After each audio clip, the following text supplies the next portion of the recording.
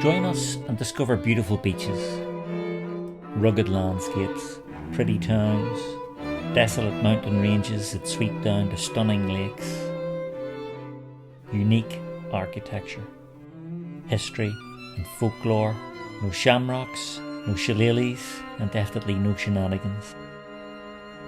Just naked Ireland. I'm afraid I may be the bearer of bad news this festive period. If you're a Guinness lover, you might want to grab a seat, and not necessarily a bar stool either, because today we're talking about something that could affect your holiday celebrations: Guinness shortages, heading into Christmas and New Year. That's right, your favourite stout might be harder to find than you think. Let's see what's going on and why we're facing this issue.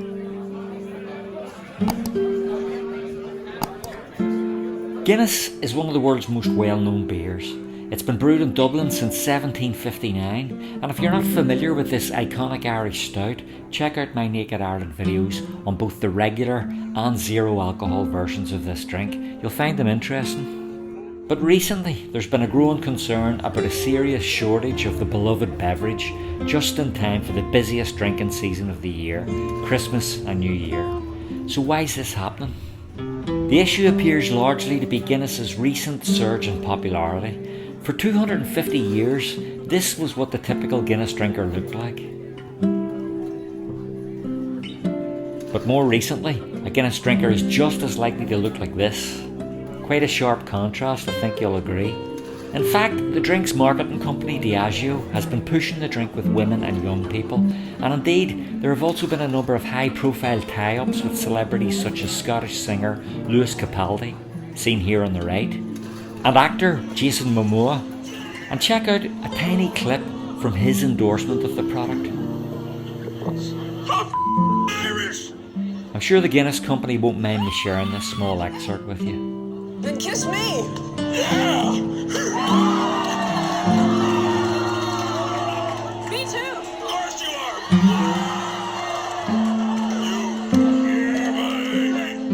Oh, beat it, baby. Let me take a look at this. You're 2% Irish. Yeah, I know. See that spirit? That's all you need. So some have pointed to these and other so-called ginfluencers on social media as helping to bolster the drink's popularity in a new, more trendy marketplace. But this concept isn't entirely new, particularly selling their product to women. Here's a Guinness ad from the late 1970s which shows that Guinness has had this marketing strategy in mind for a while. People think that recent rugby internationals have also been responsible for driving up demand. Now, another factor that's bolstering the famous stout's popularity more recently is the splitting of the G trend. This is where drinkers attempt to down enough of their pint on the first gulp that it settles in the centre of the G on their glass.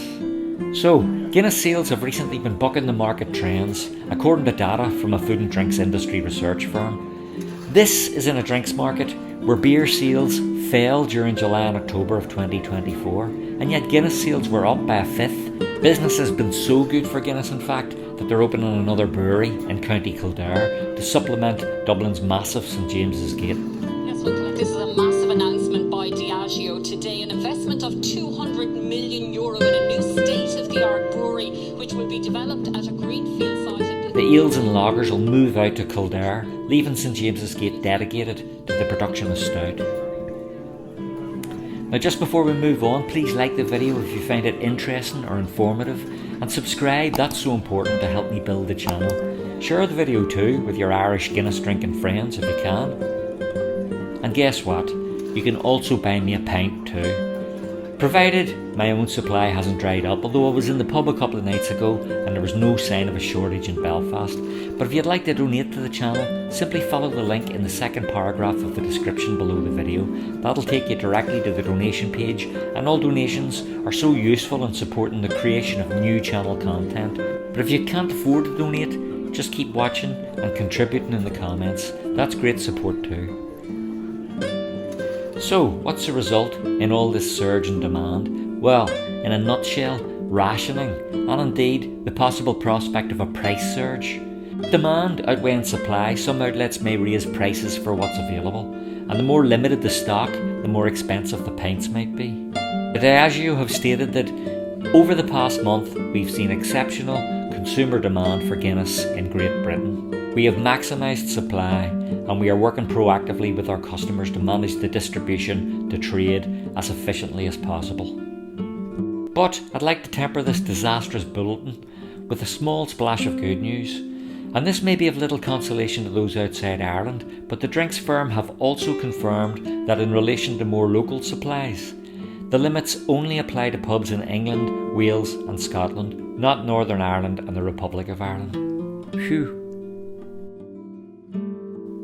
In fact, most of the horror stories that I've read about in the press relate to shortages in pubs in Great Britain. A BBC source confirmed that Diageo was allocating supplies on a weekly basis to make sure it had enough stock to meet demand over Christmas.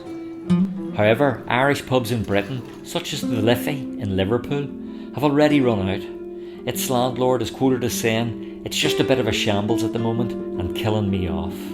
I can understand that alright, because it's hard to imagine an Irish pub without any Guinness, even if it's outside Ireland. This pub's usual 12 50-litre barrels was reduced by his supplier to 1. Now that's not going to cut it obviously, particularly with increasing pressure during the festive period. His punters reportedly turned on their heels and simply walked out the door when they heard the tap was dry. It has to be said that Guinness drinkers are exactly that. They're unlikely to drink something else instead.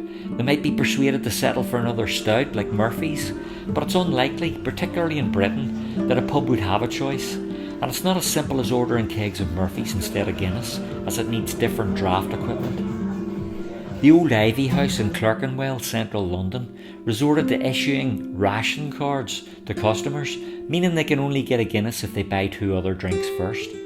But how unlikely is that? I certainly wouldn't buy 2 drinks of something I didn't want just to get my pint of Guinness. The Old Ivy House's usual 8 kegs was reduced to 4.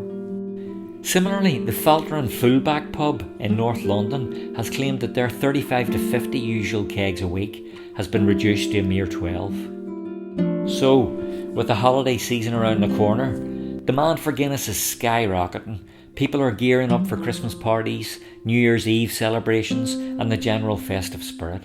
I've already outlined some of the issues facing pubs in Britain, but perhaps you're a Guinness drinker outside of Ireland and the UK. Have you, or has your local pub been affected? I'm thinking we can set up an information line here in our comments section. Let me know below if you've experienced this nightmare before Christmas.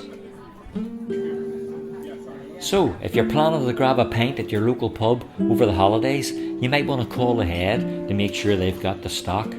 Don't forget to hit that like and subscribe button and the bell icon to get an alert when I publish a new video. And let me end by wishing you all a very Merry Christmas. I hope you'll get to raise at least 1 glass of the black stuff, and I'll see you all in the next Naked Ireland video.